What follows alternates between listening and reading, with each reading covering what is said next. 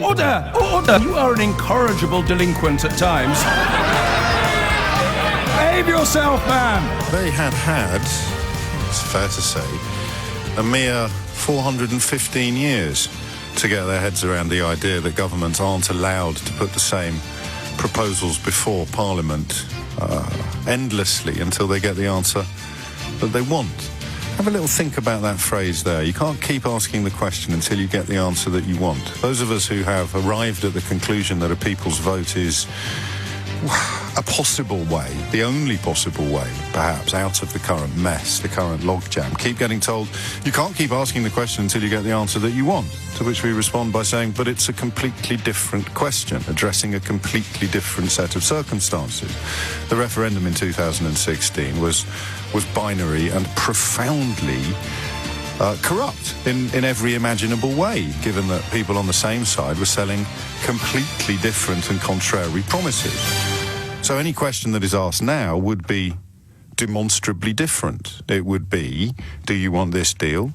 Do you want to leave with no deal, which sadly still leaves the door open to lies and contradictions, because everybody punting no deal could punt a different version of no deal, just as everybody punting Brexit punted a different version of Brexit. Or this deal, which is the best available, the only one we can get, within the context of Theresa May's red lines. I suspect that if there isn't a people's vote, then we'll be looking at a retreat from some of those red lines. But this morning, it really does lead to the conclusion that they're never going to admit they were wrong, these people. They are psychologically and almost sociopathically incapable of admitting that they were wrong. You can see it in the newspapers most obviously, where the coating that John Bercow has received for essentially enforcing both our constitution and parliamentary sovereignty. I mean, control is what he's done.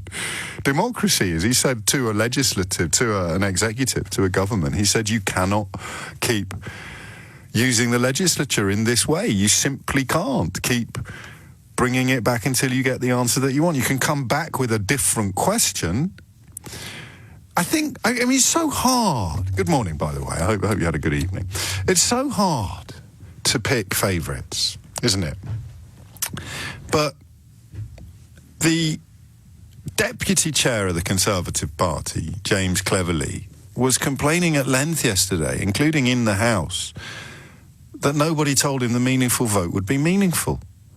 That was a moment of almost surreal absurdity. They actually got it to be called, these people, the same people, got it called the meaningful vote. But that might not be my favourite moment of madness, actually. I've told you quite a few times that I don't like meeting politicians because I don't know whether it's a sign of a sort of decency on my part or a sort of form of social cowardice. But I don't like meeting politicians because quite often I like them as individuals and humans from all sides of the divide. Quite often I don't like them. But when I like a politician, I sometimes feel, as I sit here in the studio talking to you, I feel as if someone spiked my guns. Do you know what I mean? I can go after... of course, if you meet them and you don't like them, that's fine. So you can go after them with all guns blazing. But if you meet them and you like them and you disagree with them passionately and you think that they're wrong at best and ridiculous at worst, it slightly spikes your guns. I like James Cleverly. I've met him on one or two occasions and he's a good egg, as they say. You're perfectly entitled to take this as evidence that I am a die-hard Tory, if you're a Corbynite, or that I am, I don't know actually, if you're a member of the far right. But I don't like being rude about people that I like. There you go. It's no big trauma, is it? But sometimes you gotta bite the bullet. What a clown, honestly, James, complaining about a meaningful vote. No one told me it was meaningful, he said, in terms. But that's not the best example of the madness that we're engulfed in now. The best example is the people who seem to be complaining that they're not going to be allowed a third so-called meaningful vote. They still might. John Bercow explained pretty clearly yesterday, for anybody who wasn't listening to this programme last week, that 1604 precedent that's contained within Erskine May. Erskine May is a sort of encyclopedia of parliamentary precedent. One of the great lessons of my politics A-level back in 1990 was that although we don't have a written constitution, parts of our unwritten constitution are essentially written down. Are you still with me at the back?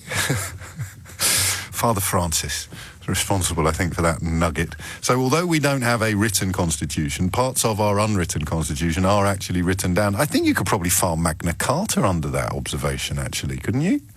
In some way, although we digress. But do you remember a lady called Gina Miller? Do you remember Gina?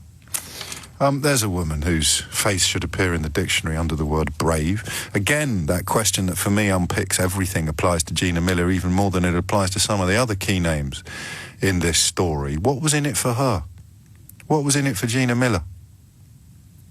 When she invited, well, she didn't invite them, when she put herself in a position that drew death threats, the most appalling abuse, misogynistic and racist and the rest of it. What was in it for her? A belief in fundamental principles. And do you remember what she was committed to doing? Yeah. Making sure that Parliament got a vote on any deal that Theresa May or any other Prime Minister managed to secure. She essentially put her own life on the line. And I don't actually mean that in the context of death threats. I mean that in the context of her day-to-day existence being completely turned upside down for the foreseeable future, because she believed in the parliamentary sovereignty that would be enacted by allowing MPs to vote on any deal that was secured. So I think James Cleverly gets off the hook today. I don't think that was the daftest contribution to the debate yesterday, unless you can dig something out of the archive that shows he was one of the people queuing up to castigate Gina Miller for insisting on a meaningful vote for parliamentarians. Because what happened yesterday, as far as I could tell, is that all the people queuing up to castigate Gina Miller for putting her life on the line in pursuit of a meaningful vote are the same people who are complaining that the Speaker isn't going to allow them the meaningful vote that they were furious Gina Miller secured for Parliament in the first place. Are you still with me at the back? Madness. And then you turn to the newspapers today. The Sun. Needless to say, it's all Burko's fault. Smug Speaker torpedoes PM on Brexit vote. The Express, which sadly hasn't demonstrated much of a move towards the light since it was bought by the company that also owns the Daily Mirror. They go for the Brexit destroyer. Remainer Burko triggers constitutional crisis. The Telegraph, owned, of course, by those doughty, tireless enemies of elites who also own the Ritz. They call it a major constitutional crisis. It's in quotes. I don't know exactly who they're quoting. It is not a constitutional crisis, to cite the Constitution. It's a crisis of competence that journalism is currently utterly unequipped to cope with, because for the first time in living memory, except perhaps during wartime, journalism, or at least newspaper owners, had thrown the weight of their fortunes and their power so completely behind one side of this debate that their employees struggle to do their most basic duty as journalists, which is to tell readers, or in this case listeners, the truth. I mean it when I say to you that I wonder every morning what I would be talking to you about if I'd encouraged you to vote for this madness. And it's not beyond the realms of possibility that I could have done. I didn't know enough to make a properly informed position on this. I was doing a bit of work for the BBC at the time, which meant that I felt comforted by the requirements of impartiality, because it allowed me to keep both plates spinning. It didn't take me long to realise what a ridiculous position that was that I'd boxed myself into. But I don't know, what would we be talking about today if I'd encouraged you to vote for this madness and I wasn't prepared to say sorry? I think I would be prepared to say sorry. I think at some point, probably in the middle of last year, when it began to look as though it was going to boil down to no deal or no Brexit, or it was going to boil down to this level of madness and chaos, I think at that point I would have been able to say sorry. But then I was never a passionate advocate. You've never turned this radio on and heard me telling lies about the European Court of Human Rights, or telling lies about rules that are being imposed upon us from Brussels. It's not as if in all our years together I've bombarded you with an almost unleavened diet of misdirection, misinformation, and nonsense. So maybe I would have found it a lot easier to say sorry. I should never have done that. I should either have stayed silent, or I should have told you to do the opposite. But I do sit here every morning and think, if I had told you to vote to leave, And obviously I have to keep some sort of bond of trust between us moving forward. I'm not going to say sorry because I'm pig-headed, stubborn, and still a little bit enslaved to the Brexit world view. So what would I talk about every day? This is a period of time. This is by far the most important event that we, touch wood, again, in peacetime, will ever discuss. This is by far the most important political landscape we will ever explore together. War aside. And yet I'd have to be searching around for things to talk about that didn't involve me saying, sorry, I should never, ever have done that. I don't know what I was thinking. Well, I do, actually. I guess I kind of was a little bit xenophobic, like a lot of the other cheerleaders. And if I wasn't sort of trying to make you hate all Muslims, I'd have been trying to hate you make Brussels. Hate you make you hate. But we digress. It's not John Bercow's fault that something has been in our constitution since 1604. Admittedly, it's perhaps a little too current, a little too recent an event for Jacob Rees-Mogg to have got his head around it just yet. 1604 counts as positively trendy, I think, for him. But for the rest of us, it's a question I've asked you before and I'm going to ask you again. How do they keep getting away with it? You know? 3 years now, give or take. The people who told you this was a stupid thing to do could not have been proved more right. And yet still the invitation to blame it upon the people that told you we could have our cake and eat it, the people who told you we would be inhabiting the sunny uplands, the people who told you that they needed us more than we needed them, the people who told you that the German car industry wouldn't countenance any form of Brexit at all that damaged their interests, the people who told you that it would be the easiest deal in human history, the people who told you all of these things. And you still trust them. That's why the photographs of the poor saps on this stupid, shameful march pay £50 to be abandoned in the rain by Nigel Farage. It's heartbreaking. Empathy can be a curse sometimes. It can be blinking inconvenient. I actually envy people who don't have much empathy. You know when you're talking about Brexit and people go, ha, you lost. And you sit there and you go, yeah, but you work for a car supply firm in Swindon. You are going to lose your job. Ha, you lost. And you just feel heartbroken on their behalf. And yet they're still deriving pleasure from your discomfort, despite the fact that your discomfort is built almost entirely upon their plight. And that's what I mean by envy. I wish I could look at these people. I don't know where they are today. They started off in Sunderland. I wish I could look at these people and laugh. In the early days, you can. I'm not, crikey, completely holier than thou. But these poor souls, reduced in number now to 60 or 70 people, who thought that they'd be embarking upon some sort of glorious jamboree, accompanied by all the wealthy people who told them that this march was necessary. This businessman, Richard Tice, who appears, I think, to be behind it, they're nowhere to be seen. It's the best illustration of Brexit you'll ever see. 60 or 70 poor souls abandoned in the weather by wealthy business, media and political figures who are back in London, dry, warm and wealthy. And yet, still they trust, still they believe. I don't get it. And I'm bored of saying it's psychological, not political. How much more evidence do you need that the people you trusted did not deserve your trust, and the people you derided and dismissed were sticking up for your interests all along? 0345 60 973. And as ever, at this peculiar point in British history, give me a ring if you think you've got a clear bead on what on earth is going to happen next. It's 10:17. Just digging into a tweet that the Secretary of State for International Trade, Liam Fox, issued yesterday, claiming to have secured a rollover of our trading arrangements with the EEA. I've been alerted by a Norwegian listener that the Norwegian media doesn't recognise what Liam Fox claimed yesterday. Quite the contrary, in fact. So we've put a call into his department, and his department came back to us saying that they'll help us out when they've got a little bit of clarity from the policy-making department. To which my response, as an old-fashioned fellow, is, do you not think the Secretary of State should have got a bit of clarity from the policy-making department before tweeting that he'd achieved something?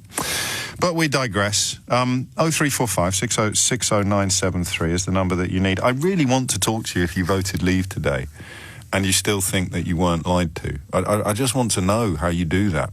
How do you keep that balloon inflated? You look at the pictures of these poor bedraggled souls traipsing through the north of England on what was supposed to be a great big Brexit betrayal march. Took money off them and then just left them in the rain. That sums it all up. That's Brexit right there in a nutshell.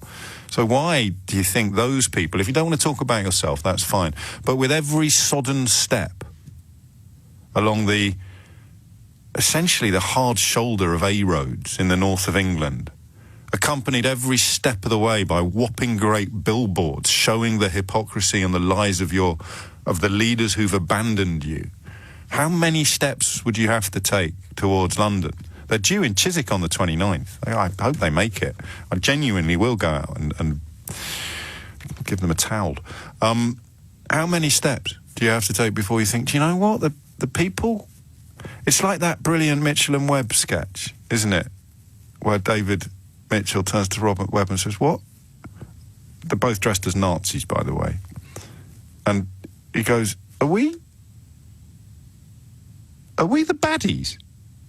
That's the bit I don't get. How can you be so comprehensively conned and still think that the con man is your friend? Matthew is in Valencia. Matthew, what would you like to say? G'day, James. First time caller. Good to you're very welcome. Get through. You sound surprised. So, you do end up on air generally if you ring in. You shouldn't be surprised.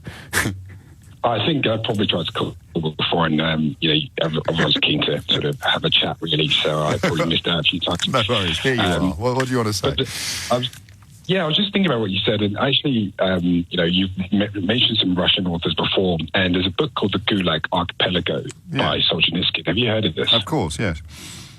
I don't think I've read it. I read Cancer Ward. I think I've read a bit of other Solzhenitsyn, but I haven't read The Gulag Archipelago unless I read it at school and have forgotten about it. So fill us in, educate us. Basically, just told his book, which he wrote from a prison cell, which was mostly committed to memory, and then when he left, he was actually able to write it down. Essentially, as one of the foundations of bringing down the Soviet Union and the communist regime. And essentially, what he talks about is it's a bit like what you spoke about before. Once you have a little lie and you allow that lie to grow, and you lie to yourself, and you allow politicians around you to lie, and you allow media to lie, and you allow everyone to live in this communal lie. I hear you, and sorry, mate, I'm a hypocrite. I apologise. I'm about to take you to task for saying lie, and I say it every third word. But I do want to put in a quick caveat that although I'm being a massive hypocrite, and they are definitely many liars on the team, I look at people in my game.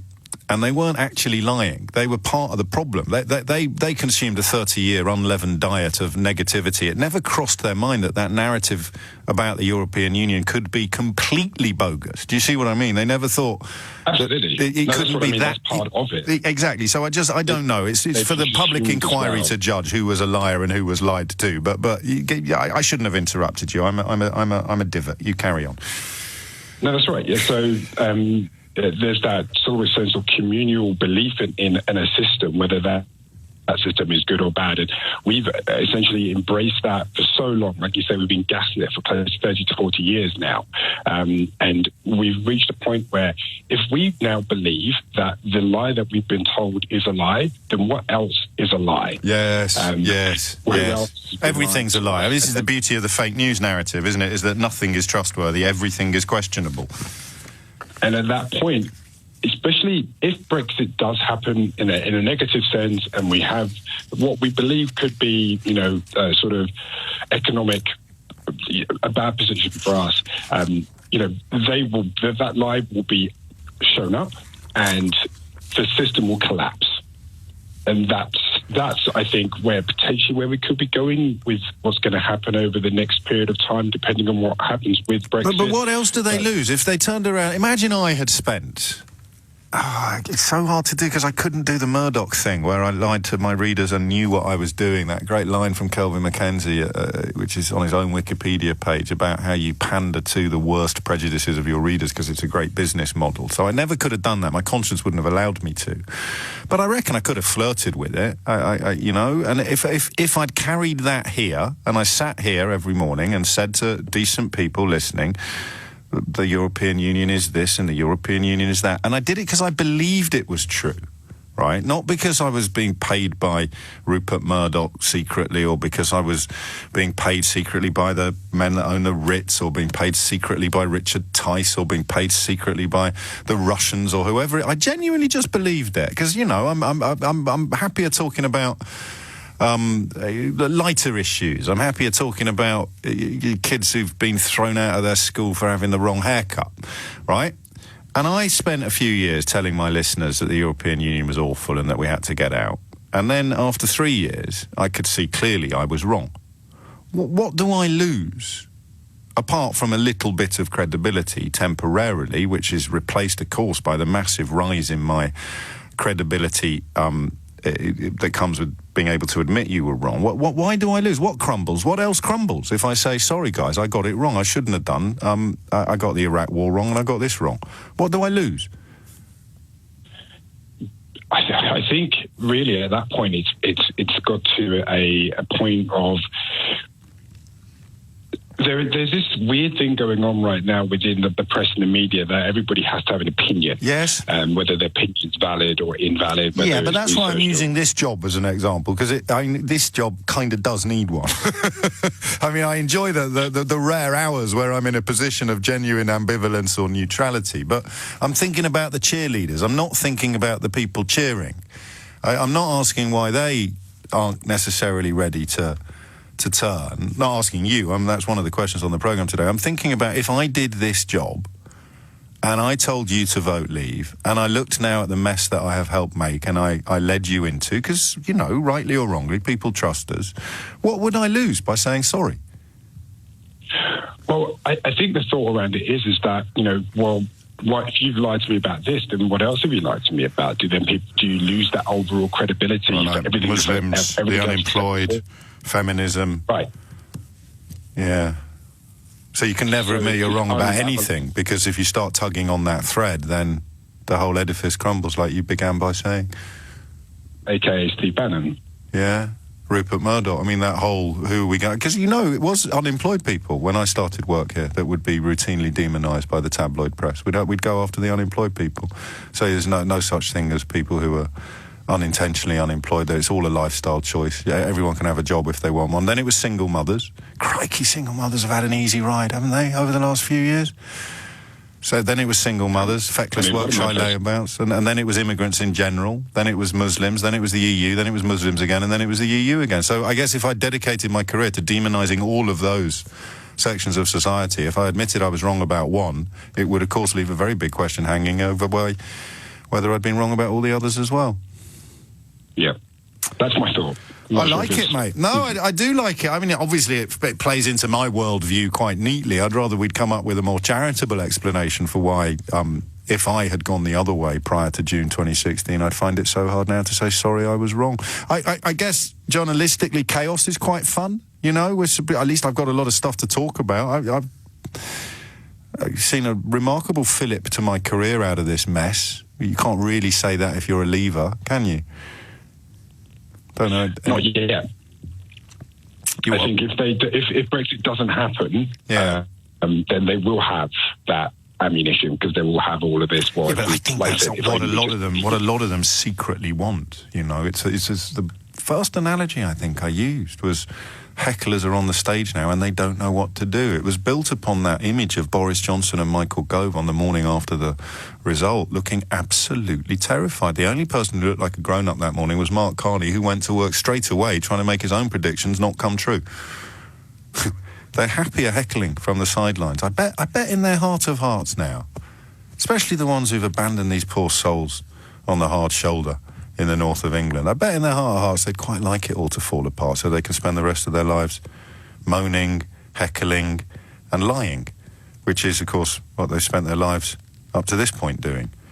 The fact that Brexit succeeded, the fact that the referendum went their way, it's the worst possible thing that could have happened to them. But why have so many people not seen that yet?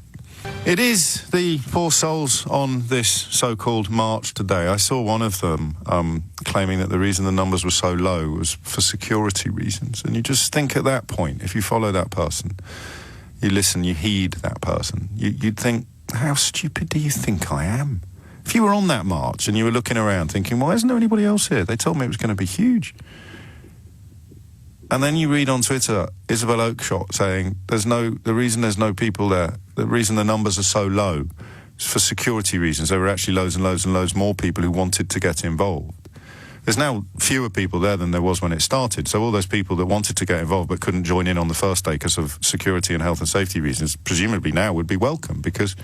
But you'd take my point. You sit there and you'd think, wouldn't you, how stupid do you think I am? And that's the question. I mean, I don't think you're going to ring me up and tell me. They must think I'm really, really stupid, James, and I'm still in favour of Brexit, so they're right. But that other question about when did you realise? I take the previous caller, it tallies with my own deepest dissatisfaction was after that disgusting poster was unveiled and a few hours later a white supremacist terrorist murdered Joe Cox, of course an elected British MP, democratically elected member of a sovereign parliament gets murdered.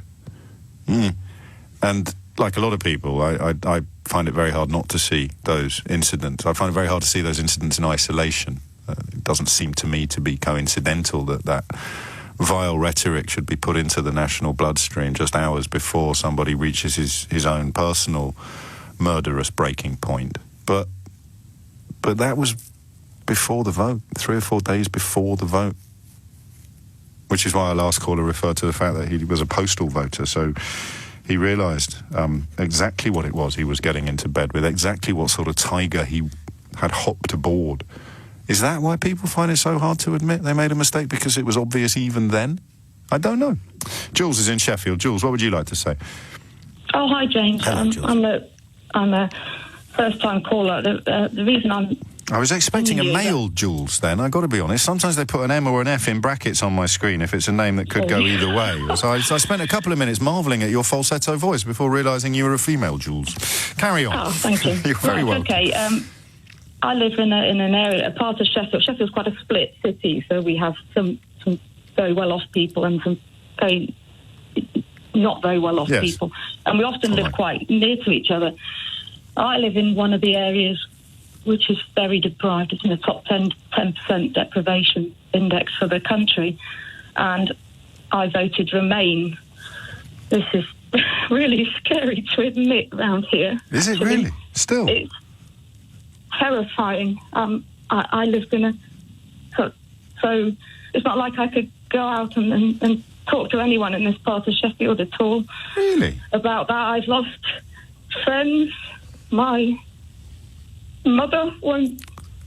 So, you know... I'm but anyway, so sorry. So I voted carry on. Remain, but it's got to stay sort of secret. Well, obviously nobody would be listening to this show. So anyway, you'd be surprised. The reason I rang in is that I used to work in a newsagent until recently, and so we would have all the sort of thinking about the headlines we were talking about. Yes. So what the Sun does is it gives these small newsagents big hoardings and insists they put the Sun, facing the door as you come in. But they use it. They might as well just put a billboard up, and it's just used as an opinion setter. So what would happen in the shop would be that people would see the Sun's headline, and it didn't even have to be a direct headline talking about judges as betrayers, for example. It could just be a theme.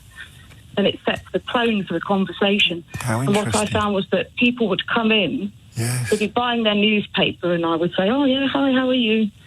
And what they'd do would be they'd test me, I think, to see how far they could go. the Remain or Leave I was. Right. If they got a sense that I was a Remain voter, then often the conversation would draw to a halt and we'd have a friendly goodbye, and that'd be that. But if they thought I was a Leave voter, or if I didn't let it be known how I had voted, then they'd feel free to let rip. And what would they rip with?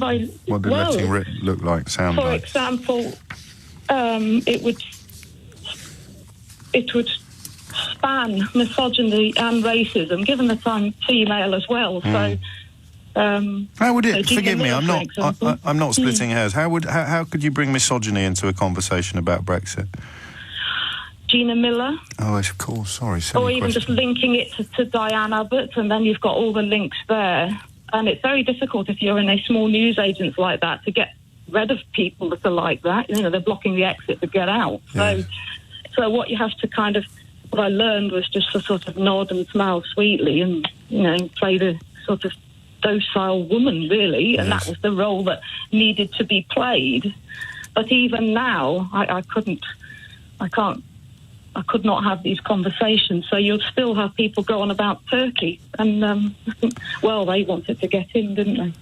Turkey, here we go. Yeah. And it doesn't, you can refute it, saying, well, Turkey are not going to get into the EU. It's not a worry for you.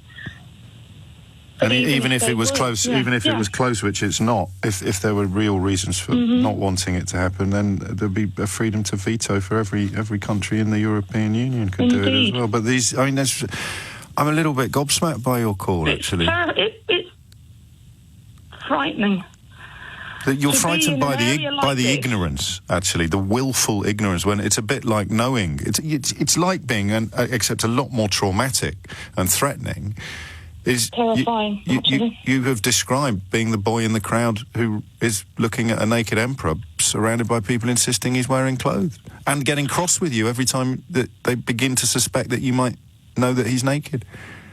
Well, it's more than that. They'll go on about payback and this whole concept of payback. The EU's going to get some payback, and then the anger rises. And that's the only. And that of course, is the direct result of this portrayal of a union, a political union, a trading bloc. It doesn't matter what you call it, but to portray it as an enemy of a member is so pant-wettingly stupid and wrong that perhaps we didn't take it seriously enough until it was too late. Because if you portray, even though you're a member of it, if you portray it as your enemy, then you end up with people talking about payback, don't you? Well, yeah, I mean, I was born in 1973 and I've known nothing other than membership of the EU. From my perspective, something's being taken from me. A citizenship is being taken from me. And I recall having a conversation about that on the bus. I shouldn't have done, because people over here and get angry. I tell you what, you've brought me expressing this. Yes, I mean, I still, despite being so embedded in it, I still have a slightly flippant approach to things, because if I sat here really exploring the misery that you describe, it would be a horrible listen, actually, if I did it all day every day. But I'm so glad you have, because you remind us of the desperate seriousness here, and your relationship with your mum. Clearly, this is still preying on your mind. It's still fractured. Well, I'm a carer as well, so it means that they make sort of issues around that more difficult with a bit less support. Yeah. Yeah, I hear. I don't know what I can do. I wish there was something I could do to help you. I really do, because you feel your politics in a way that the people on the other side do, and yet, of course, what they're feeling is fury and ignorance, and what you're feeling is take it out on you because you're there and you happen to have a different view, but it's almost seen as traitorous in this area. So you're stuck. Yeah, keep your door shut, never answer the door. Don't laugh, because this is pathetic, all right? Genuinely pathetic. But if you fancy a night out, I'm doing a gig in Sheffield in a couple of months' time. I'd love to invite you as my guest if you want to come along. You probably don't. Well, I mean, that could be up at the university, won't it? So that's the side of Sheffield where. No, I'm not asking for a bodyguard, Jules. I just thought you might fancy. I just thought you might fancy a free book and a night out. So it's entirely up to you. I wouldn't mind. You don't have to bring your mum. Right. Stay on the line, and we'll take your details, and then the option's there if you want it. I can't actually remember when it is, unfortunately, but I'm taking my mum, so it'll be a friendly crowd. I promise. Yeah. Friendlier than the newsagents. It'd be nice if I could take my mum, but I don't think. I think she would spit feathers at you. So I'll make her very, very welcome. I promise. It's incredibly just. It is like. I'll sit her next to my mum. I'll sit her next to my mum, who's from Sheffield as well. Sheffield born and bred. Right. It's up to you. I'll leave it there, and don't please feel in any way compelled or pressured to accept. There's no offence on my part at all. I just feel a bit powerless sometimes when I talk to people like you, and I am reminded, of course, that despite the power of this microphone and this profile and X number of followers or whatever you want to call it, and book sales, and I am powerless. I'm powerless to help you, and I'm really, really sorry about that. It is perhaps a mark of the madness that we sit here at 4 minutes after 11. It's Tuesday, so Wednesday, Thursday, Friday. 8 working days away from crashing out of the European Union with no deal by law. And the effort that's been put in now to persuading people that they want that is not bad, is being undertaken by exactly the same people who have been revealed to be wrong. But do you know, I work within the British media, and so much of it, almost all of it, is still complicit in this con for reasons I don't fully understand. That I do sit here now at 5 minutes after 11 and say, should we be talking about the single most important political event that we will see in our lifetimes? Or should we move on and talk about, I don't know, tattoos? And a little bit of me is going, tattoos. And every day we don't do 3 hours a day on this. But some days it just feels... Hey, I'll say that again. 8 working days.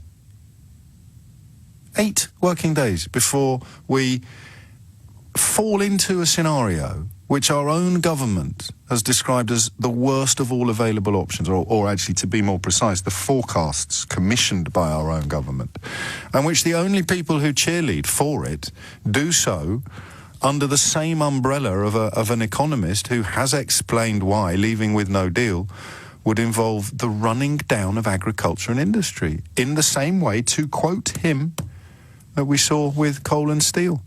So, a lot of people tell me they live in these parts of the country. Like Jules there in Sheffield, actually, although part of South Yorkshire wasn't massive iron mining, but it was big on steel. Sheffield was built on steel. And she lives in a working class, relatively deprived area of Sheffield.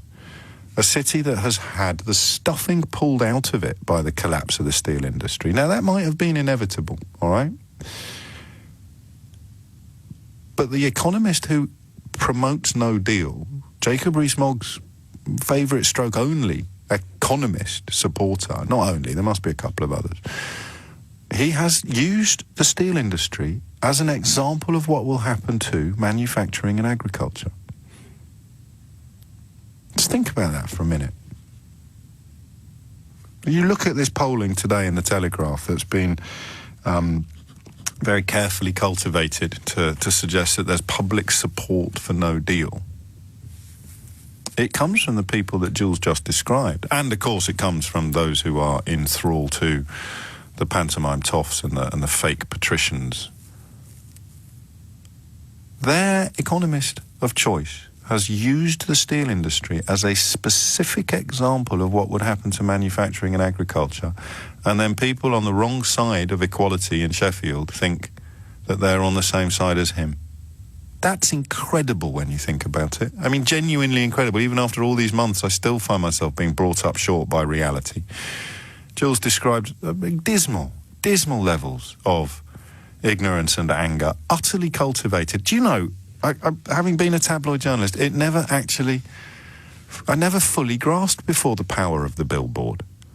Because, of course, what those billboards do, whether it's crush the saboteurs, enemies of the people, they don't just get proliferated. Can you use that as a verb? I don't know. They don't just get amplified and disseminated on social media. I'd completely overlooked this. I think it's because all my life I've had every single newspaper in front of me, every single morning. So, because Dad was a journalist, and we got the lot delivered by the local newsagent to our house. And then at boarding school, we'd have papers, obviously not that big on the red top tabloids, but you could order your own when you got into the sixth form. You could have your own papers delivered. So I've never really had a relationship, oddly, with a newsagent, except on Sundays. So I'd never really clocked that before. But you don't have to, because I've often thought, how have they still got so much power when fewer and fewer people are buying them than ever before? Partly, of course, they're reading this poison on the internet. But the other thing, of course, is that billboard, that front page has done its work. You know, a city with very high levels of poverty that didn't vote to leave the European Union? Liverpool. What's different about Liverpool and Sheffield? Actually, I haven't checked that Sheffield did actually vote to leave, but what's different about Liverpool and that part of Sheffield where Jules called from? Yeah. After the disgrace of Kelvin Mackenzie's Hillsborough coverage, most of Liverpool still boycotts the Sun.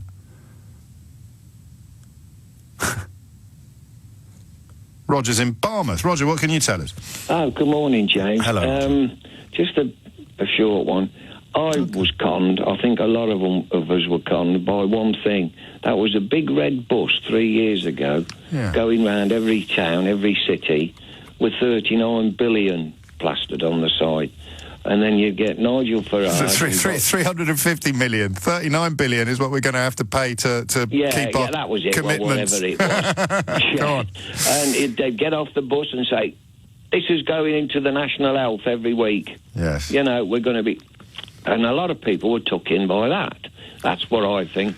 I was conned on that. I admire your honesty, because an awful lot of people still tell me that nobody believed the bus. Everybody knew it was just a suggestion. I thought, well, you got Nigel Farage. He was going on about it all the time. Far be it from me to gallop to the defence of that individual, but he, of all the many things he's done, the bus was not actually one of his big platforms. I can see why in your mind they're inevitably intertwined. The Breaking Point poster, his fingerprints are all over, but the bus was more of a Dominic Cummings vote Leave Michael Gove Boris Johnson project than it was a Leave.eu where did that £8 million come from project. Yes, of course it was. You said the word, you said it a couple of times, con. Yes. I think most of us were con. And I honestly think that lady that was on before the break, Jules, whatever you do, if you have friends round or get to people's houses, my missus always tell me, don't mention Brexit or politics. Politics or religion. Well, Roger, they used to say. And Brexit now. Well, it's all right for you. What do you think happens to me when I'm out socially? It's literally all anybody wants to talk to me about. People cross the room to come and ask me what I think's going to happen next, or to say thank you for being so sane, or to... I don't get criticised much, to be honest with you, because... it can always end up in an argument. That's what I always say, you know. It kind of can, but maybe if we'd been talking about it more, while we were all swallowing the nonsense about bendy bananas and hoovers and people not being deported because they've got a cat, we should have been doing... Whereabouts are you from originally, Roger? You're in Wales? Coventry. Coventry. Yeah, I moved up to North Wales. It's between Barmouth and Harlech, a little village, Duffryn Ardudwy. Oh, how delightful. It's lovely. I'm looking at the sea here out the window, but, you know, I mean, I'm 75. Whether it affects me, it doesn't. It's going to be the youngsters. When did you realise that you'd been sold a pup, Roger, if you don't mind me asking? Yeah, oh, God, yeah. No, when? What was? No, I know you do now, but when was the moment of truth, as it were?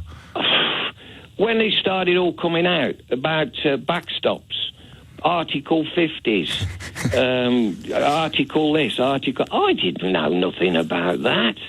They never told us anything about that. We never knew what problems it was going to cause in Ireland. They never said anything about that when the vote came. It was only afterwards, this last... couple of years, I think that's come to the fore. I did, Roger. And so, bizarrely, so did Theresa May. She knew. But of course it didn't get the coverage. Why would it get the coverage? Quite a complicated explanation that involves an understanding of international treaties. And you'd have had to be able to predict those red lines as well. You're not going to get a front page out of that, are you? You get a front page out of 350 million quid a week for the NHS. You get a front page out of, how dare they take our bananas? You get a front page out of lies like the ones Theresa May told about people who can't be deported. But do you know she actually said the words, and I'm not making this up, while making it up?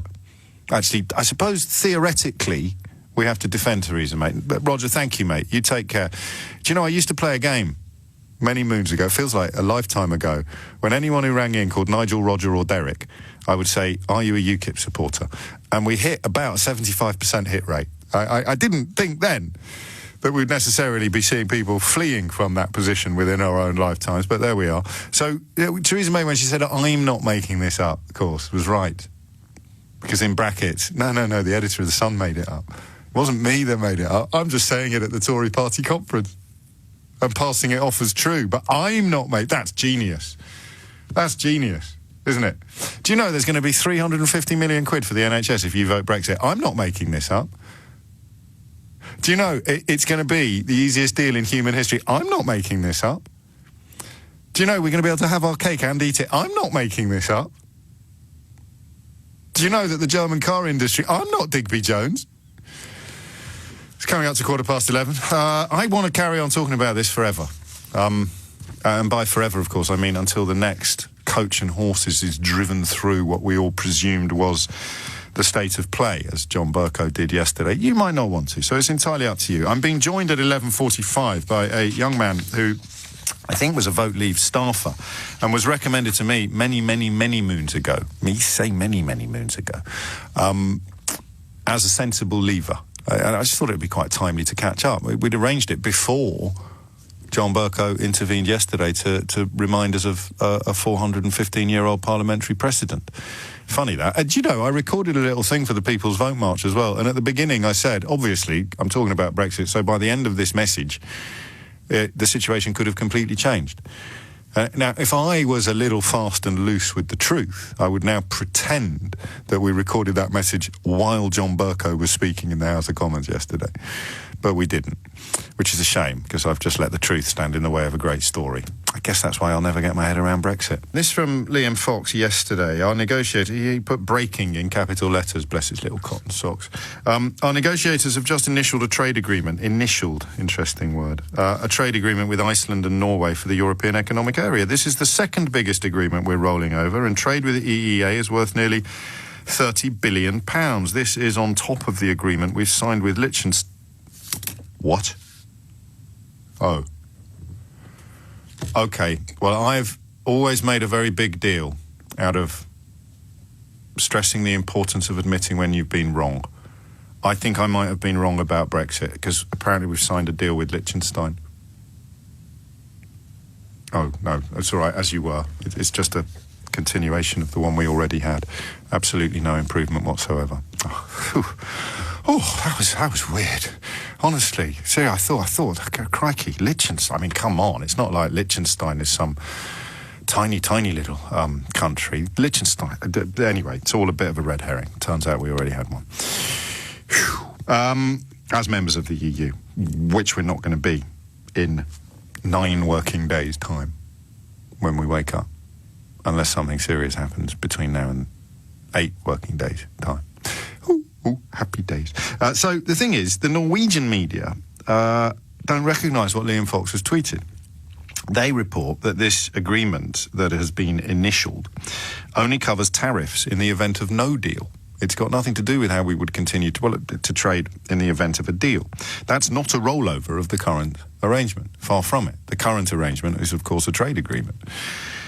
This would cover tariffs in the event of there being no trade agreement. And the current EEA arrangement also includes services, capital, non-tariff barriers, etc. I saw a tweet from a Norwegian commentator on this. And they're also reporting in Norway that the UK has agreed to unilaterally accept the technical standards of Norwegian and Icelandic products, which we haven't agreed to do the other way around. I don't know. This is where the difference between the customs and the union and the single market becomes key. I did not, because you have customs checks. Does Norway abide by the same rules, standards as the rest of the European Union, as a member of the EEA? I presume it does. If it wants to sell into the European Union, it would have to. But anyway, the point is that we appear to have done it unilaterally. So we got in touch with the press office today. And I have to say, of all the people I feel sorriest for in the world at the moment, the press officers, the sensible press officers, not the former political editor of the Daily Mail who wrote that front page about Theresa May being the new Iron Lady, the steel of the new Iron Lady. Feels like a lifetime ago, doesn't it? Well, it is for him, because he's Theresa May's official spokesman now. Name's James Slack. Used to work for Paul Dacre, now works for Theresa May. And you wonder why the mess is still unfolding in front of us. But the norm, I mean, the proper press officers, the actually objective, rational, non-invested civil servants working, they must be going nuts. So they have to reply to us, and I don't want to get anyone into any trouble on this, by saying that the state of play is actually that there's been an agreement in principle to replicate existing EU-European Economic Area Agreement, EEA, wait for it, as far as possible, which renders it completely meaningless. Until we know exactly how far it's gone, Liam Fox can't use the phrase rollover. Do you see what I mean? Because a rollover means replication. A rollover means what is true today was true yesterday and will be true tomorrow. What a rollover doesn't mean is what is true today will as much as possible be the same as what was true yesterday. And yet there it is, breaking in a Secretary of State's Twitter account. Quite astonishing, actually. And I know it sounds a little bit Anarchy, but it isn't, because that now is what the Secretary of State, Liam Fox, this should be the easiest deal in human history. He's now tweeting this as a result, a victory. We've almost got the same deal that we had before. And then, of course, reality intrudes and says, no, you haven't. But still it goes unchecked, unreported. John's in Helghalm, appropriately enough, Norway. John, what made you pick up the phone?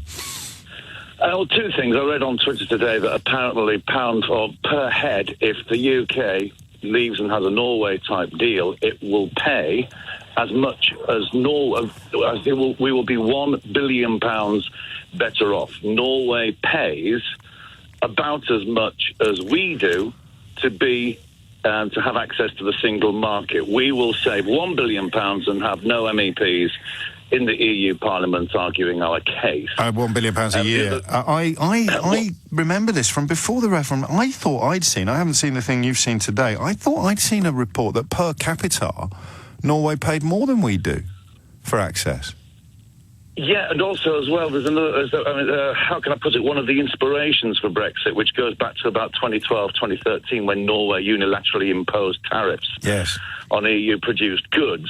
And Benson, I don't know if I've mentioned this, he's a Danish MEP, and he said that it would have that the EU should act and punish Norway because it might have a bearing on the UK's decision whether to stay or leave the EU. And of course, it was almost as soon as Norway published these and declared these unilateral tariffs that the Bruges Group started going on about the Norway option. And in some respects, you can blame the EU because if the EU had replied to the Norwegian tariffs and said, thank you very much indeed, henceforth there will be a 200% tariff on Norwegian seafood and energy into the EU, and then say, let's see who blinks first. That's what I'd have done. So in some respects, the EU hasn't done a very good job of protecting, for example, British sausage, future interests, and cheese manufacturers who want access to the Norwegian market. I think I'm in a state of unfamiliar ignorance about some of this, but you obviously follow the Norwegian media because you are in Norway, and I rely on it second-hand. Can you give us... Go on. No, I was going to say, no, well, the reality, of course, is that there are 500 EU directives that Norway has not implemented. For example, if there's an EU directive on growing apricots or dates or figs, Norway will implement it immediately because they haven't exactly got a massive apricot farming sector. No. Yeah, exactly. It doesn't apply to them. But the stuff that does apply to them, so the whole idea is that we can get a Norwegian deal from the EU is actually because the EU... Because we're a completely different economy and a completely different market. And on top of that, as well, the fact that the EU has been threatening Norway with sanctions. So I think that the tariffs. EU is quite capable. Exactly. So no, but not only that. I honestly don't know any of this. I'm learning from you. Oh yeah, no, yes. So on the basis of those tariffs, if the EU turns around and starts issuing sanctions against Norway, then in theory, if we get a Norway-type deal and behave in the same way and stop implementing EU directives, they could actually slap us. If you're part of the single market, the whole idea is that you pass legislation which forbids sectors of your economy having an advantage over other parts. Completely level playing field. Exactly. With the exception of the protected provenance things like Parmesan cheese and... By the way, you're doing a cracking Stilton. job. Thank you. I haven't finished. Thank you, actually. You've educated You're doing me. a belting job. God bless you. No, don't go. I just want to ask you quickly, have you got anything on this Liam Fox's great triumph? How's that? Have you seen that being reported in Norway or not? Listen, I thought the whole idea was that we were going to get 350 million, we were going to get all our money back, and we were going to have the freedom to do trade deals, which one would have hoped to say, we have the freedom to do worse trade deals. Yeah. No, I mean, you can still laugh. You didn't make it up. Liam Fox did. Sorry. I'm channeling Theresa May at the sort of That's why I laughed like a train then. Not actually at my own joke, but just I think they call that comedic recall when you refer back to a previous gag and you bring the audience with you. But you've just hit the nail on the head, John. This is supposed to be better than what we currently have. And from his own department, word for word, we now have... replicate the existing agreement as far as possible. Yeah, because don't forget that all of the people in the... Yes, but don't forget is that and I presume that if the members of the EEA value their access to the single market... Yes. Then they are not going to allow any trade deal with the UK, in theory. I'm sure they can have their own trade deals.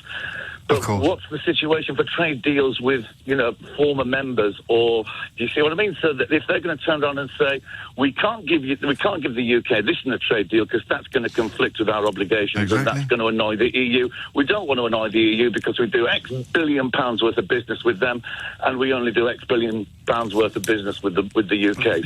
So it's the same thing. Yeah. This is why people form co-ops, because they can do better deals, and also as well, this is why kids join gangs, because they feel safer. This is why safety in numbers. So it's why trading blocks. This is why plutocrats hate trade unions. Like a shoal of fish. Collective like bargaining. A shoal of fish. John, you're strong. Why have we not spoken before? It's hard to get on. Where were you? Popular, but listen, Go on. No, I was going to say, where were you before the vote when we needed these insights? Because I think Norway have also said we don't want the UK in the EU. Haven't they said something like, you've messed up the EU? Why would we invite you into our grouping? Well, no, what it is, of course, is that the Norway and the EU, between them, messed up the EU. The Norwegians unilaterally imposed these sanctions or these tariffs, and the EU kind of like sat there twiddling their thumbs, saying, "Well, this isn't really in the spirit of the EEA agreement, We're really going to." You get the idea. And so, because they sat there, and then the Bruise Group thought, "This is great. We can use this as a pretext to convince everybody." Saying, "Why are we paying all this money into the EU? We can behave like Norway." I see. Oh Lord. Well, I'll say it again. So it all started in 2012. We needed you 3 years ago, or even 7 years ago. John, what a lovely call. Thank you so much. It's coming up to 11:30. You're listening to James O'Brien on LBC. Think about that. Liam Fox now is presenting to you as a success and a triumph and a vindication of Brexit the chance that we can roll over what we've already got as far as possible, but not completely. So it'll only be a little bit worse than what we already had. Just taste all that control. I'd like to make a public apology, if I may, to a chap who works in I won't go into too much detail, but a chap who works in a bike shop where I have taken my bicycle for some work in the wonderful land of Chiswick. Someone will pass him this message. Someone listening will know who he is. I'm really, really sorry. I was in the bike shop yesterday, and I got into a conversation with one of the lads that work there for a variety of reasons, and he is in hospital today, having surgery on his finger. And he has had an absolutely unbelievably bad experience since he broke his finger. In short, he went into A&E, and they dealt with him very, very quickly. He told him that it was relatively fine and to go away and yada, yada, bing. So he did, thinking it would heal, get better naturally. I don't think he knew he'd broken it at this point. But it was really bad. And the bones began to re-knit themselves in a really bad position. Do you see what I mean? It's almost backwards, the knuckle and the bone. So it's an absolute nightmare. And he went back a month later and they said, oh, my God, this is really, really bad now, but if we'd spotted it at the beginning, you'd have been fine within 10 minutes. It's a slight exaggeration. And he tells me this story, and I'm genuinely sympathetic and genuinely interested.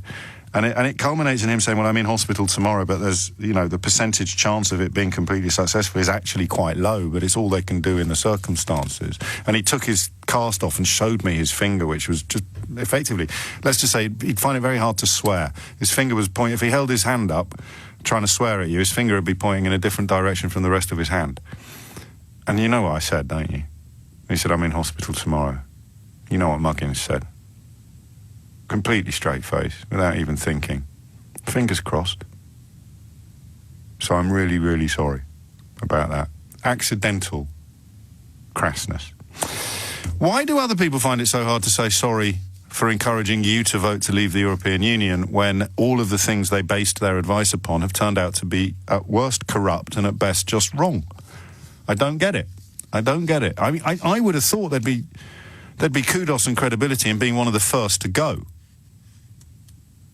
Thinking about my profession, I'll introduce you in a few minutes to a gentleman who worked on the Leave campaign but has had something of a change of heart. It's not a U-turn or 100. Well, you meet him yourself in a moment, so make of it what you will. But I'm fascinated by the psychology of that question. You know, if I had told you to do it, I would not be able to sleep at night now. Genuinely. I'd be thinking, crikey, I'm going to be all right, but you, people who listen to me, I mean, I told you you'd be better off, and you're clearly going to be much worse off. I'm so sorry. Why do people find it so hard? Josh is in Manchester. Josh, what do you think? How are you doing, pal? Yeah, I just want to tell you a bit about my experience and why I voted Leave, and then why I woke up to why I was conned by it. Go on. Really. It sounds daft, but a few years ago, Boris Johnson was playing in the Soccer Aid, and if you remember, it went viral. He took out a German, didn't he? He did he rugby tackled someone. Yeah. Was he a German? Are you sure he was German? I think he was. I thought. I remember it as being German, and since then I thought, this bloke's a man of the people. He knows what he's talking about. Because he assaulted a German on a football pitch. Yeah, pretty much. I just felt. I'm googling it now, which is a bit unfair. But I unless it was Jurgen Klinsmann or someone like that, he rugby tackled a. He rugby tackled a kid, didn't he? Well, a 10-year-old child in Japan. Yeah. But he was German. It was. Yeah. So, I'm going to find the picture. Who is it? Thumping tackle. It was a Legends match at the Majeski Stadium. Do you know what the ultimate allegory is here? I can't find out who it was that he rugby tackled, but presumably... you know what the ultimate allegory... the culmination of your allegory, don't you? It's the German number 6, Maurizio Gaudino, who... I don't know, it doesn't sound very German, but you know what the ultimate end of this story is. Germany won 4-2, mate. I know. I think it tuned off after he did that. So anyway. I love you because why would you need a more complicated reason than that? It's not your job to read Erskine May or to read the Good Friday Agreement. Boris Johnson seems like a stand-up geezer. Here he is rugby tackling a German. He's clearly up for a laugh. Oh, I'll go with him. He can't be all bad. In a nutshell, yeah. But then the thing that the first alarm bell for me was, I think it was the morning after the vote. Yeah. And Nigel and whoever else, they were all sat on the settee on Good Morning Britain, and I think it was Susanna Reid took them to task about, this battle bus with 350 million on the side. Yeah. And they basically all stood away from it. They all disowned it immediately with varying degrees of accuracy. So, all right then, give me an insight into other people, because I now get bombarded with people claiming nobody ever believed the bus. It was only a suggestion and we knew that all along. So what's going on in their minds? Because you know that they're talking hogwash. I know that they're talking hogwash, but they still won't admit that they're talking hogwash. Yeah, well, I think it's they've gone past the point of no return now, so they've set up the camp, so they've got to stay in it, do you know what I mean? But in reality, it's turkeys voting for Christmas. That's what I see it anyway. Before you go, Josh, what drama school did you go to? I didn't get a chance to go to drama school. You liar. Everyone knows you're an actor. Everyone knows that all these calls are set up. When are you in Coronation Street next, Josh? Well, I was in the audience on Jerry Mikhail a few years ago. Does that count? Do you know what? I made a show in that studio once as well. So obviously we made some secret arrangement then for you to come on this programme 6 years later and pretend to be a regretful Brexiter, because there is actually no such thing, and also blue passports, not to forget fish. There you go, Josh. Junior is in Earl's Court. Junior, what would you like to say? I'm quite... What did you do to your phone then? That's so annoying.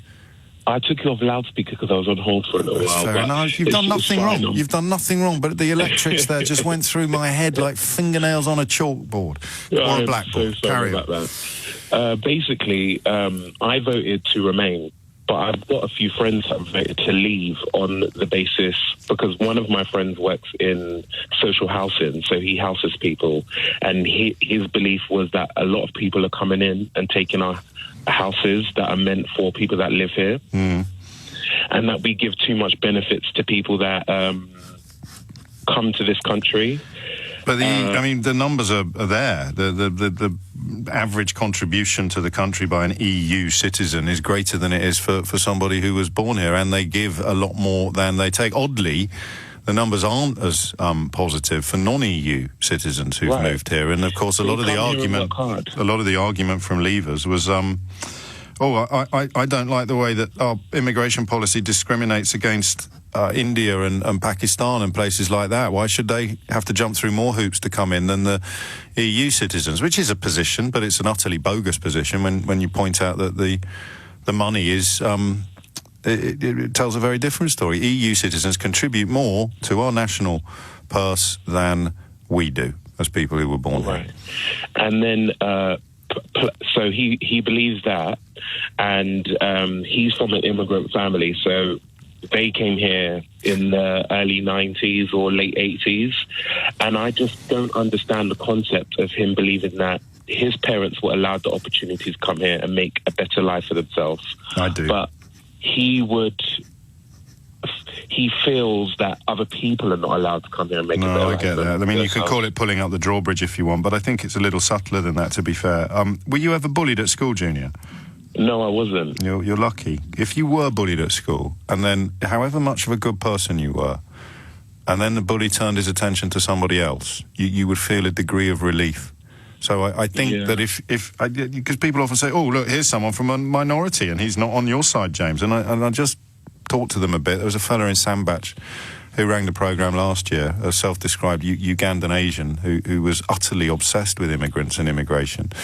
But, of course, the myth is they think that if they can just direct the fire over there, they might get left alone, you see. I think that's how it works. That's sad to me. It's tragic, mate, but it's true. It's human nature. We travel a lot, and the currency's going down, and I cannot believe that to this day, my friend he still doesn't admit that he's wrong. He still believes that this is the right way to go. Who's his hero? Who are his heroes? I don't know. I feel like he was listening to Nigel Farage. Yeah. I was kind of hoping we might get a slightly different record playing on this occasion, because, I mean, he does seem to be the Pied Piper for people of a particularly toxic worldview, but I don't like the narrative that everybody who voted to leave is possessed of the same toxic worldview. They're clearly not. The idea that everyone who voted to leave is racist or stupid or both is not only profoundly offensive, it's profoundly wrong. But like you, I don't understand the need. Well, he can't be racist in that sense, although he has generalised about foreigners of a different extraction than himself. Why do you think his needle won't move? Is it because, I can only see the world through the lens of my own life until I speak to people. And if it was me doing this job, I would not be able to sleep at night if I told people like him that his life was going to be improved by doing something that is going to make life worse for everybody. I know, and I cannot tell you. He's a very stubborn person, but we've had such heated debates. He's literally about Brexit that he's walked out of my house. We haven't spoken for a couple of weeks because I cannot believe some of the generalizations and remarks that he wants to make about people from the EU. But he's not racist. He's not, but apparently they get drunk and it's just... that is racist. Like that generalisation is racist, sadly. I know it's a slightly misunderstood word these days, but if he's ever said something like, they all do this, they all do that, then he's a racist. Well, this is my reasoning of feeling like I can't be friends with him anymore. Because and before this, we would never have conversations about it, but it's like on the top of everyone's... It is now, and yet I suspect, like me, you probably wish it would all go away. I mean, part of me is incredibly bored now by talking about this, not least because...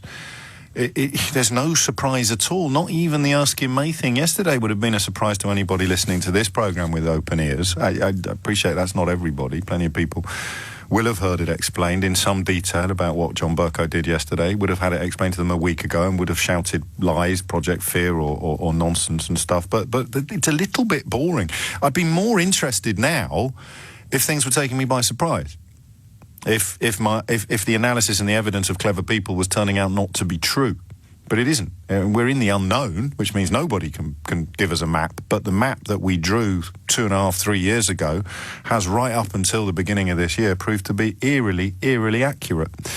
Junior, mind how you go.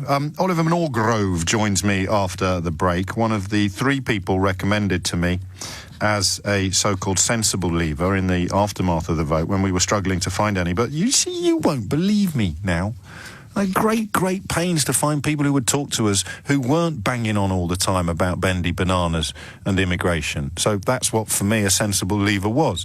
Of the 3, 2 have now changed their mind, and the 3rd recently tweeted that my biological mother should have aborted the fetus that eventually became me. So I've kind of crossed him off the sensible bit, and I think he's the only one who's still a leaver. So we won't be meeting him after the break. We'll be meeting Oliver.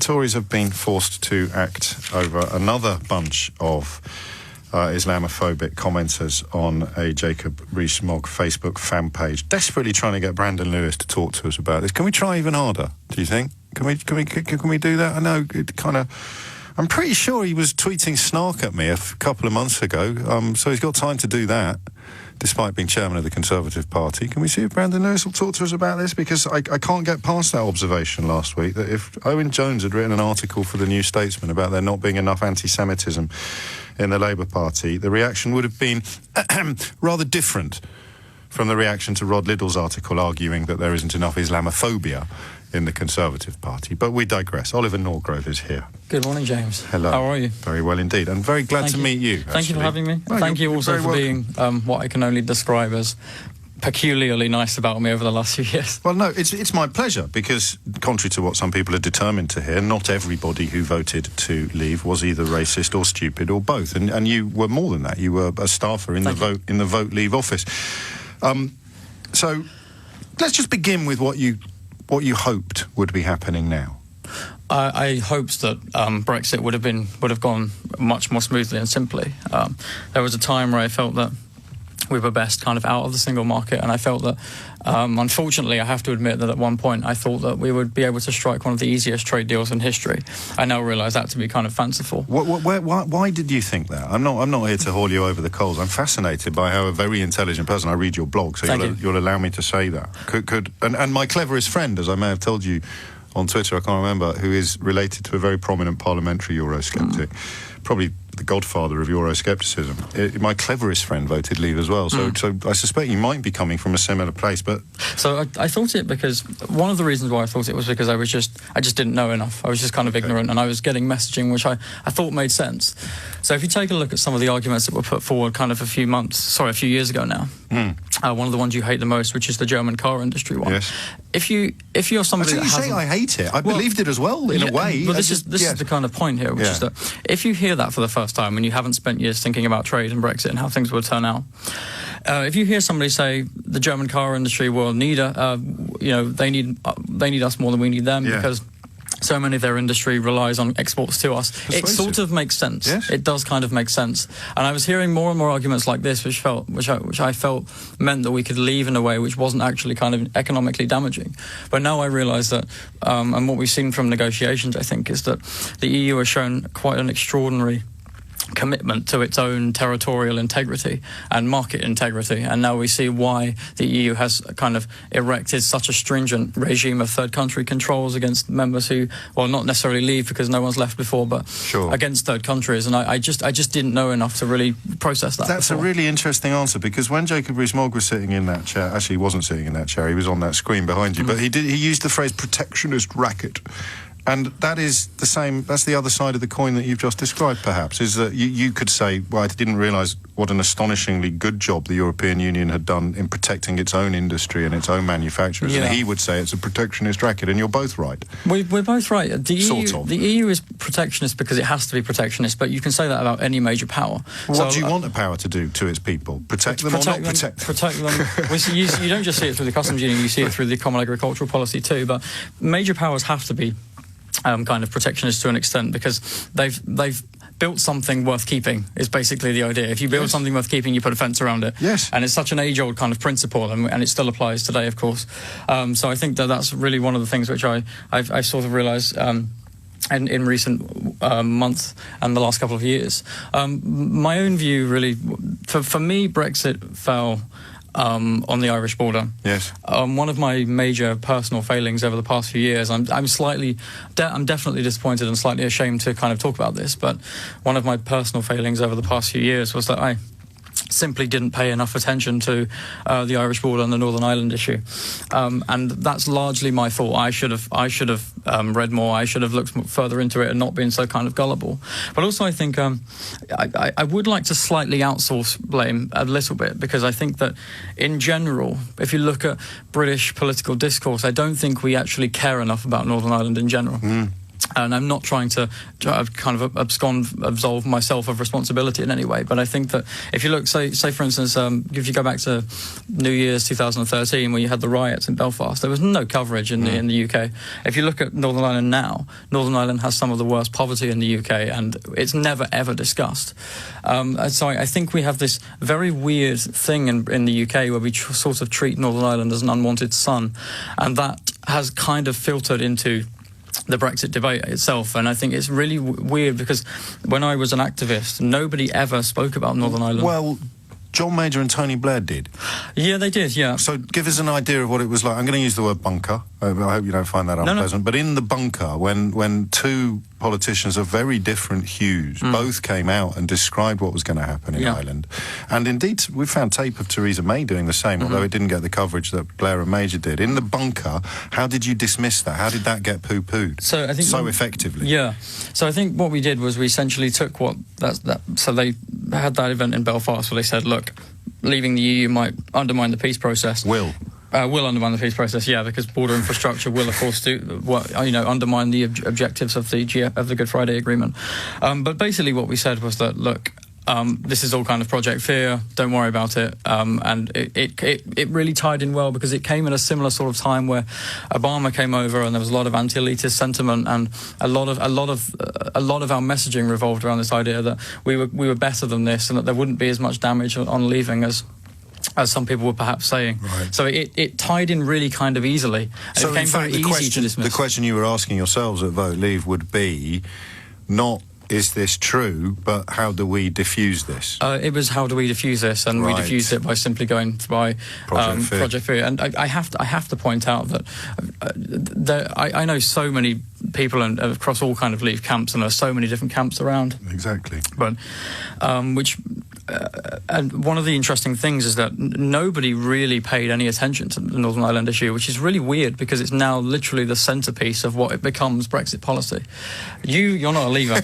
You're not a Leaver. True. But maybe, I was listening earlier on. Apparently, you were at one point. So I was very proud of you. Actually, some of us. It's okay. We can all change our minds. Yes, you're right. No, you're not wrong. It just wasn't discussed. I mean, I remember times where there was a time. And why would you discuss it? It doesn't even sound big until it is big. The thing about it is that it's true to say that the Irish border as an issue is not very politically sellable. To say, like, it doesn't really hit people when you actually say it in terms of your messaging in a hotly contested referendum campaign. And I think that was one of the kind of disadvantages that afflicted so much of Remain messaging. It just doesn't hit people very much. And I think because it's not exciting or sensational or frightening. Well, it's not, because you have to delve into customs, and you have to delve into rules of origin, and you have to explain to people, look, detail. Exactly, and to some extent, you mentioned detail. To some extent, the Leave Remain divide is in some ways a clash of thought processes as well, and that's one of the kind of interesting dimensions to it.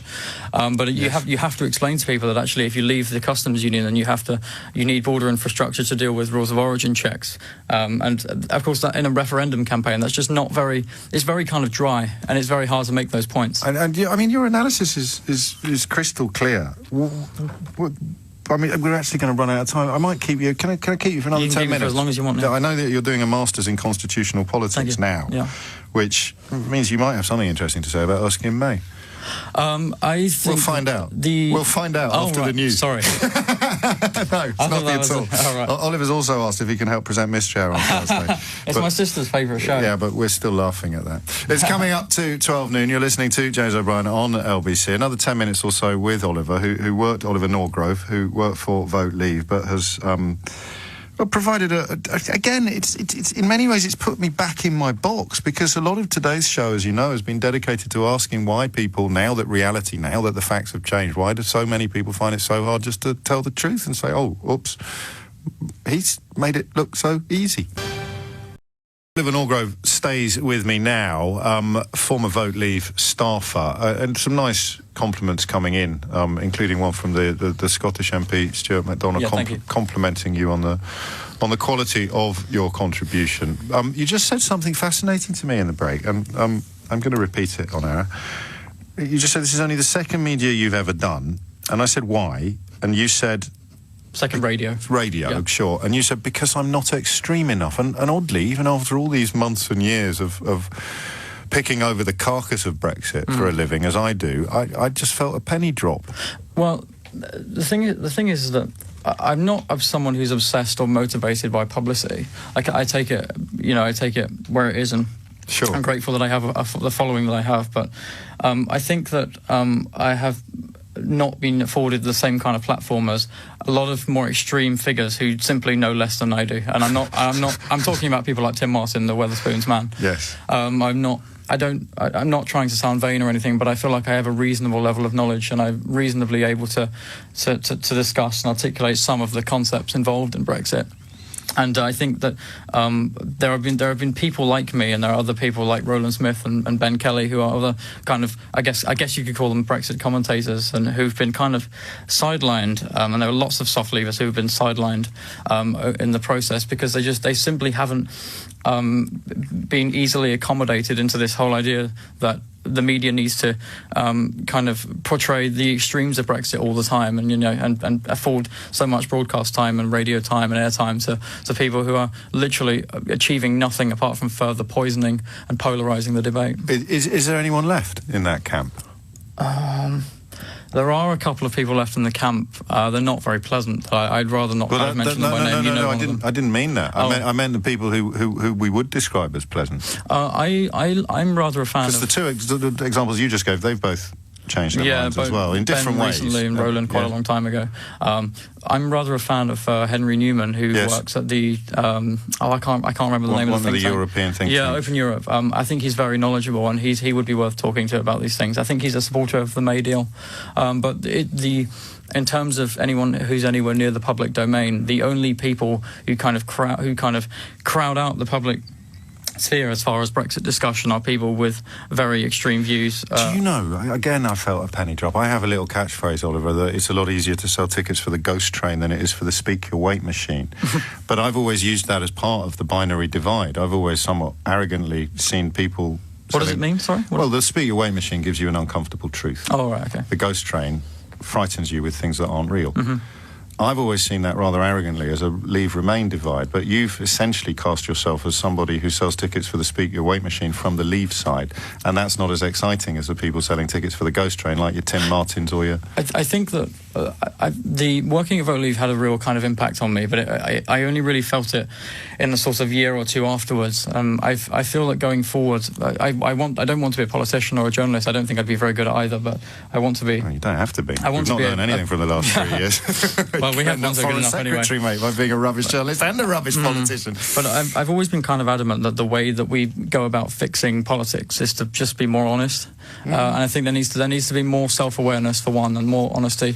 And these are the two ingredients I think we're kind of sorely lacking at the moment. We can talk about constitutional crises, and I know you wanted to mention the Burko thing today, but not necessarily. I think that we need to just be more honest and have a little more self-awareness. And I think that I'll say this much. I'll say that I'm thankful that I'm not a bigger deal than I am. I'm thankful that I'm actually quite a small fish in the pond. Because if you were a bigger deal, you'd have found it... Well, would you have found it harder to climb down? Would you have climbed down at all?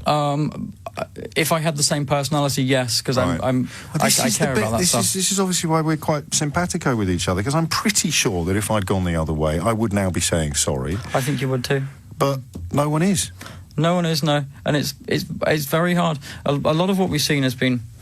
and I made this point on the Romaniacs podcast recently, which is that over the years, what we've seen, I think, is a slow radicalisation of leavers, and a lot of leavers have doubled down on erroneous beliefs. Like, for instance, you mentioned a couple of weeks ago the Gap Article 24 meme, one of my least favourite idea. The idea that we can have a 10 years doing whatever we want, and they'll just have to suck it up. It's just such fanciful rubbish that one doesn't know where to begin. And yet the people making those absurd claims will be in the studios every day, while people like you with your speak your way machine tickets. And people who actually know how to rebut it don't get anywhere near the kind of anywhere near the time that they deserve to be able to rebut these kind of things. And I think it's an area where I think the media can take a little more blame. And I'm not trying to outsource kind of responsibility for all of this, but I think the media can take some blame for this. Well, you're embedded in it and have described the powers of persuasion, simply having things presented to you relatively unchallenged about the German car industry or what it might be. So for somebody who's not doing this for academic reasons or for a living, or someone who's not, I mean, I have nothing but sympathy. I can even look, as I presume you can, at these poor souls marching around Yorkshire today, utterly abandoned by the people who charge them 50 quid for the privilege. I feel nothing but sympathy for those people, even though they would probably have me on a dartboard in the context of Brexit discussions. That to me is where the divide has gone now. Why do you feel sympathy for them? Because I think that they are victims of a con rather than perpetrators of a con, and they still haven't opened the box and accepted that there was nothing in it all along. And so my anger is reserved for the people who told them that the box was full of riches. You don't think they helped to also further propagate it? They said you'd have to speak to them individually. I have spoken to lots of them individually, and I get that impression as well. I have less sympathy for them than perhaps you do. Which is very weird considering who you are. Well, it is weird, but maybe you know them better than I do. So I know some of them better than you do. I think the type we're discussing, aren't we? Not the specific individuals. Because remember, I used to be in UKIP about 4 or 5 years ago, and I don't like to talk about it because I'm kind of, So I'd rather it didn't happen. But. No, okay, but again, you just leave me and many other people listening wondering why you find it so easy to disavow this stuff publicly, and hardly anyone else, if anyone else, does. So I care about intellectual honesty. I've always cared about it. I've cared about it ever since I started set up my blog a few years ago and tried to be someone who could articulate some of the issues as best as I could, and I think I managed it to some extent. I'm not an expert on so many things. I'm not really an expert on any of it. Well, that's the first admission, isn't it? And that's the first step towards actually being properly informed and a degree of objectivity. So when did the needle start to move, Oliver? Not definitively, but just the very beginnings of the needle moving, because people were very, very embedded and entrenched in the immediate aftermath. So for me, the needle began to move around about last summer. That was when I first considered kind of abandoning the Leave position, and there were a couple of things which, there were a couple of factors which led to it. So the first was, I slowly realised that we would eventually need to retain a comprehensive customs union, and at that time I was an advocate of EFTA membership, and one of the things which isn't being properly communicated is that if you retain a comprehensive customs union, you can't actually accede to EFTA, because in order to accede to EFTA, you have to adopt EFTA's free trade agreements, and there are tariff conflicts there between the customs union and the FTAs. So if you retain a comprehensive customs union, you cannot join EFTA.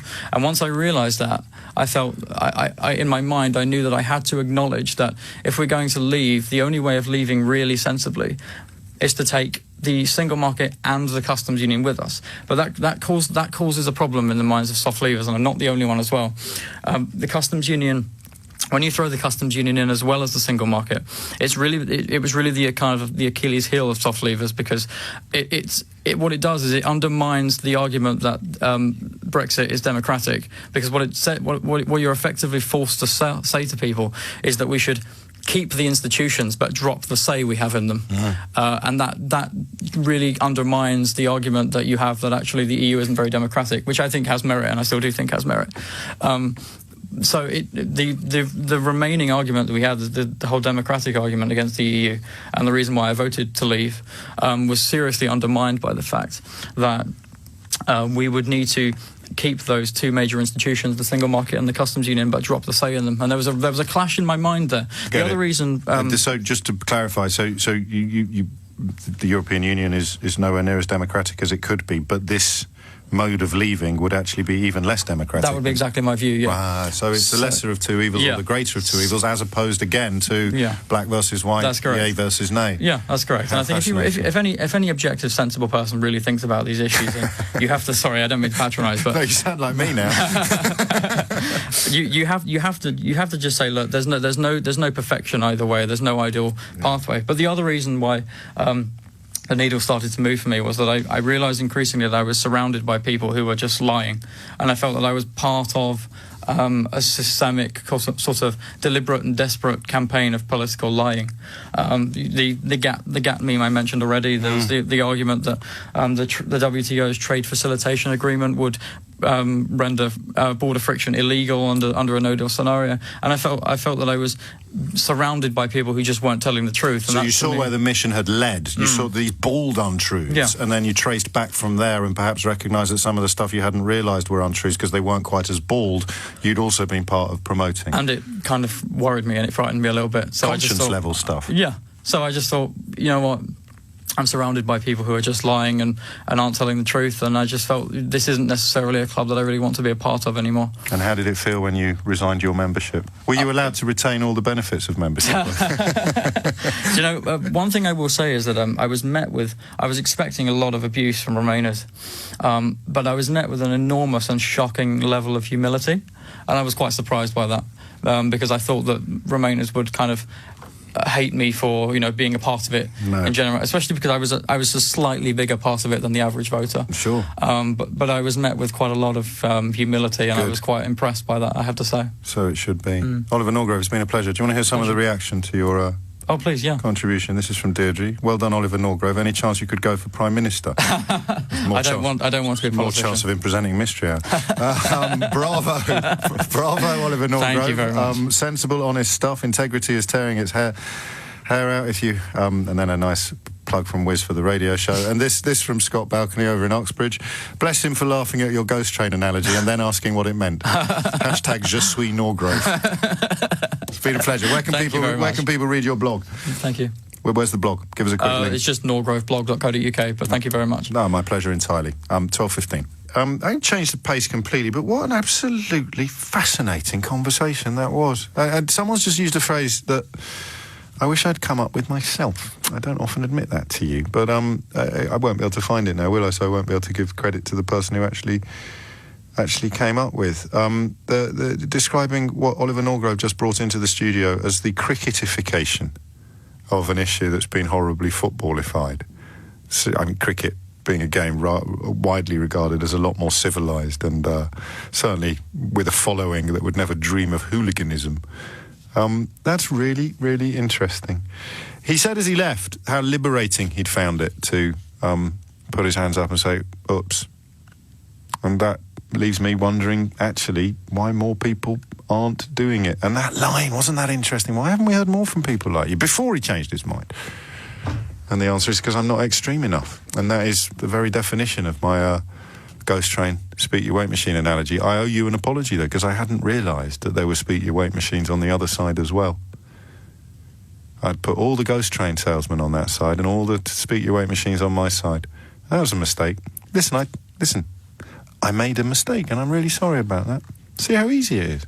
It wasn't a massive mistake. Obviously, you're not going to lose your job as a result of taking my advice, but still. So it's a baby step towards that destination, and I will continue to wonder why so many people in my profession and elsewhere find it so hard to admit that they were wrong, because the alternative is terrifying. The alternative is that you start pretending that you voted for X, Y, and Z all along, and that is where we are now. Huge numbers of people pretending that they voted for this, claiming that but just short-term damage, but we knew that all along. No. You were told you would be rich. Anyway. I'd like to talk about artificial meat. It's my little tribute there to the Alan Partridge appearances on television last night.